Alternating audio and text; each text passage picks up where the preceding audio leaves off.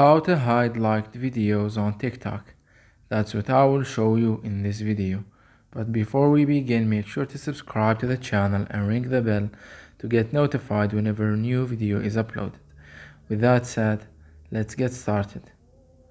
So the process is very easy and simple. Just go ahead and open up TikTok and log into your account. Once you do that, you want to click on your profile icon at the bottom right of the screen, and then click on the three lines at the top right of the screen. Then click on settings and privacy. From the account section, you need to click on privacy, and then you need to scroll down to the safety section and click on liked videos. And here you need to set the who can watch your liked videos to only me.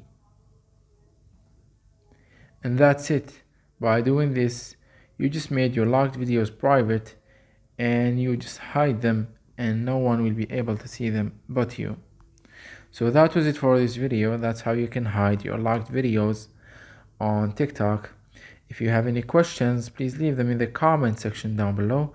With that said, see you in the next video.